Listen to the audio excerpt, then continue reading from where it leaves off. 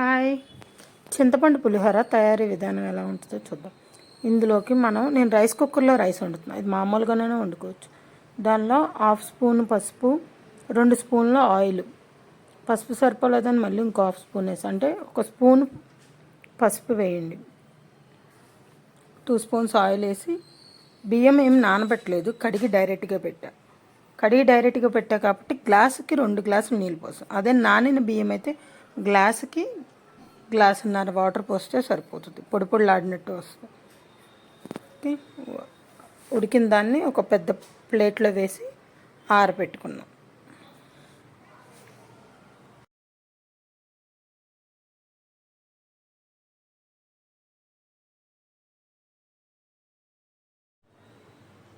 మెతుకు పట్టుకుంటే ఇలాగ పొడి పొడిలాడినట్టు ఉండాలి. ఇందులో మనం చింతపండు గుజ్జు ఆల్రెడీ నానపెట్టి అందులోని వాటర్ తీసేసి ఓన్లీ పల్ప్ అది కొంచెం వేడి వాటర్లో నానబెట్టుకొని జాలీలు దాంట్లో వేసుకుంటే అలా వస్తుంది బెజ్జాలు. దీనికోసం పచ్చిమిర్చి, కొత్తిమీర, కరివేపాకు. పచ్చిమిర్చి చిలుకలు చేసి పెట్టుకోవాలి. కొత్తిమీర కడుక్కొని కట్ చేసి పెట్టుకోవాలి. పులిహోరకి కరివేపాకు టేస్ట్ చాలా బాగుంటుంది. ఏదన్నా లేకపోయినా అది మిస్ అవ్వకూడదు. జీడిపప్పు మన ఇష్టం, ఎన్నైనా వేసుకోవచ్చు.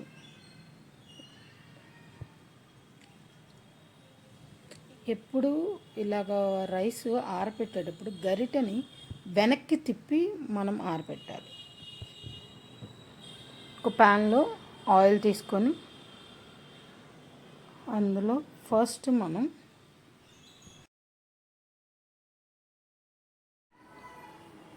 పీనట్స్ పల్లీలు తీసుకొని లో ఫ్లేమ్లో పెట్టి వేపుకోవాలి. అప్పుడే పల్లీ లోపల వరకు వేగింది.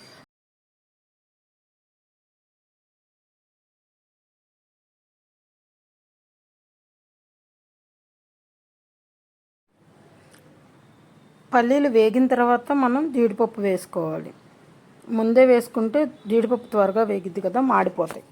ఇలా కొంచెం బ్రౌన్ కలర్ వస్తున్నప్పుడు జీడిపప్పు, ఎండుమిర్చి వేసి మనం ఒక పక్కకు తీసేసుకోవాలి. ఆ మిగిలిన ఆయిల్లోనే మనం తాలింపులు ఆల్రెడీ మనం వేడి నీళ్ళల్లో పెట్టి గుజ్జు తీసిన చింతపండు వేసి పైకి ఆయిల్ తేలేదాకా వేగనిచ్చి మనం ఆరబెట్టుకున్న అన్నంలో సాల్టు ఇవన్నీ వేసి కలుపుకోవడం.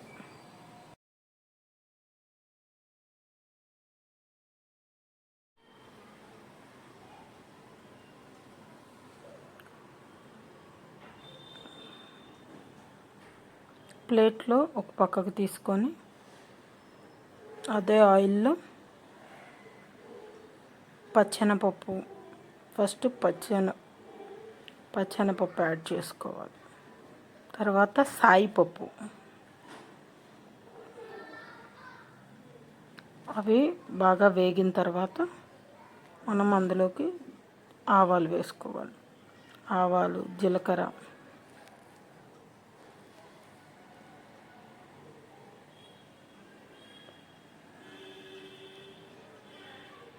మెంతులు ఫ్లేవర్ నచ్చే వాళ్ళైతే ఇందులో మెంతులు కూడా వేసుకోవచ్చు. అందులో ఇంగువ వేసుకొని తాలింపులో ఫ్రై చేసుకోవాలి.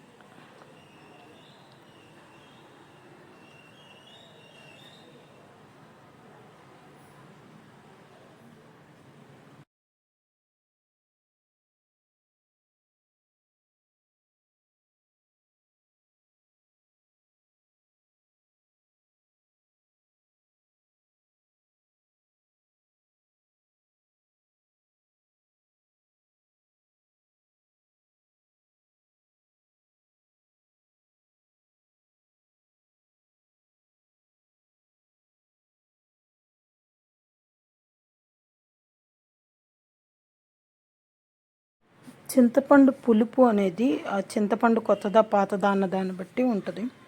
నేను కేజీ రైస్ వండాను కాబట్టి ఒక 4 స్పూన్స్ యాడ్ చేశాను, టేబుల్ స్పూన్స్.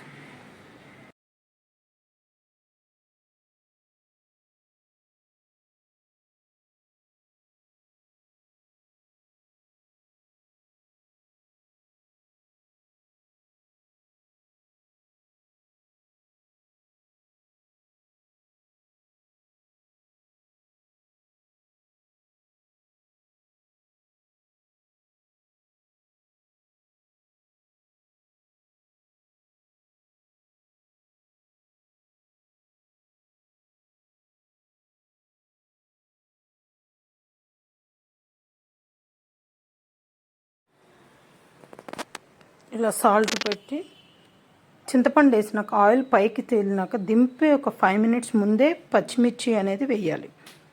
ఫస్టే యాడ్ చేస్తే అది చెదురైపోయి అంత టేస్టీగా ఉంటుంది.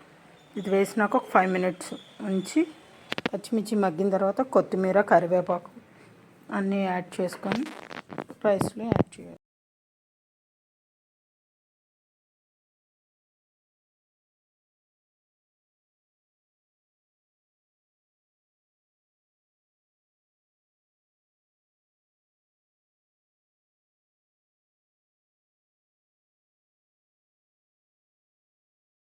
స్టేజ్లో మనం రైస్ కొంచెం పక్కన పెట్టి ఇందులో నిమ్మకాయ పిండుకుంటే నిమ్మకాయ పులిహోర అవుతుంది.